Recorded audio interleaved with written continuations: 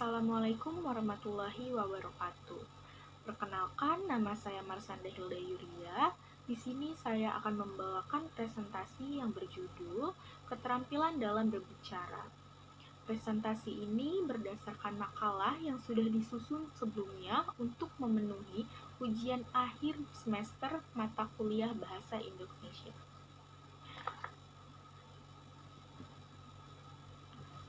Pada dasarnya, kehidupan manusia itu tidak terlepas dari yang namanya berbahasa. Bahasa merupakan sarana untuk berkomunikasi antar manusia. Bahasa dianggap sebagai alat yang paling sempurna dan mampu membawakan pikiran dan perasaan, baik mengenai hal-hal yang bersifat konkret ataupun yang bersifat abstrak. Keterampilan ini bukanlah hal yang dapat diwariskan secara turun-temurun, walaupun pada dasarnya setiap manusia dapat berbicara. Namun, keterampilan berbicara harus dilatih dan dikasih arahan secara intensif. Nah, dalam presentasi kali ini terdapat dua rumusan masalah. Untuk rumusan masalah yang pertama, apa sih faktor penunjang dan faktor penghambat dari keterampilan berbicara? Untuk tujuan dari penelitiannya yaitu untuk memahami faktor penunjang dan faktor penghambat keterampilan berbicara. Untuk rumusan yang kedua yaitu bagaimana sih cara penilaian keterampilan berbicara. Untuk tujuan dari penelitiannya yaitu untuk memahami cara penilaian keterampilan berbicara. Berbicara adalah salah satu keterampilan berbahasa yang bersifat ekspresif dan produktif lisan. Dikatakan produktif karena orang yang berbicara atau pewicara dituntut untuk menghasilkan paparan secara lisan yang merupakan cerminan dari gagasan, perasaan, pikiran yang disampaikan kepada orang lain.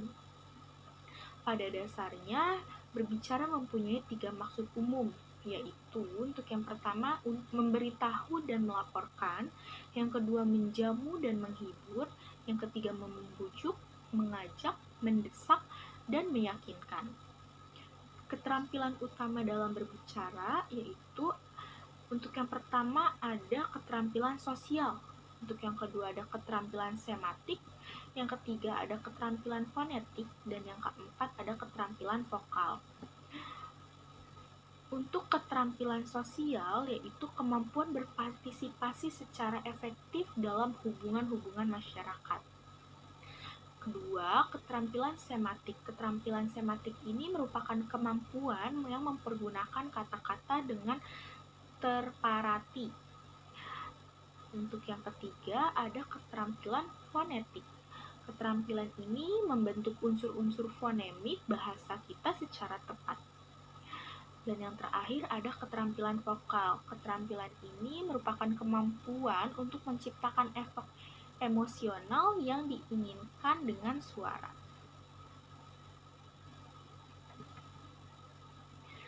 Faktor penunjang keterampilan berbicara itu dibagi menjadi dua, yaitu ada faktor kebahasaan dan faktor non-kebahasaan. Untuk faktor kebahasaannya terdiri atas ketepatan pengucapan atau pelafalan bunyi, yang kedua ada penempatan tekanan nada, jeda, intonasi, dan ritme. Untuk yang ketiga ada pemilihan kata dan ungkapan yang baik. Yang keempat, ketepatan susunan kalimat.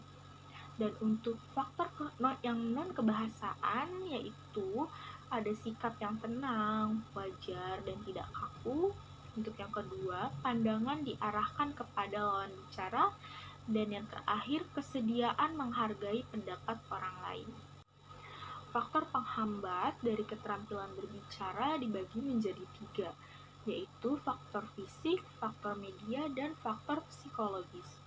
Untuk faktor fisik, dia berasal dari partisipan sendiri dan dari luar partisipan.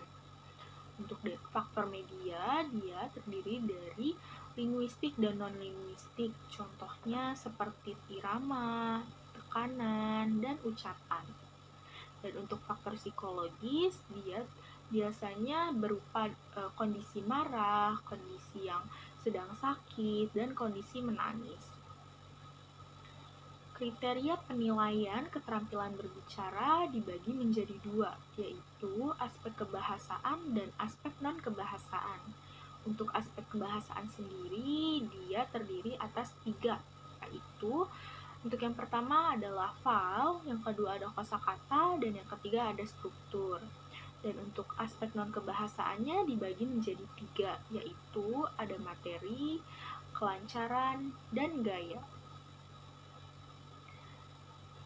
Untuk penilaian keterampilan berbicara, untuk mengevaluasi keterampilan berbicara itu kita dapat melihat apakah bunyi-bunyi tersendiri seperti vokal dan konsonannya itu sudah diucapkan dengan tepat atau belum. Untuk yang kedua, kita dapat melihat nih pola-pola intonasinya, naik atau turunnya suara, serta tekanan atau suku kata yang dikeluarkan itu memuaskan atau tidak. Gitu. Untuk yang ketiga, apakah ketepatan ucapan mencerminkan bahwa sang pembicara ini tanpa referensi internal memahami bahasa yang digunakan. Dan untuk yang keempat, kita dapat melihat apakah kata-kata yang diucapkan ini dalam bentuk urutan yang tepat atau tidak. Dan untuk yang terakhir, sejauh mana sih kewajaran dan kelancaran ataupun konatif yang tercermin bila seseorang berbicara. Sekian presentasi dari saya, kurang lebihnya mohon maaf, sampai bertemu di lain waktu. Assalamualaikum warahmatullahi wabarakatuh.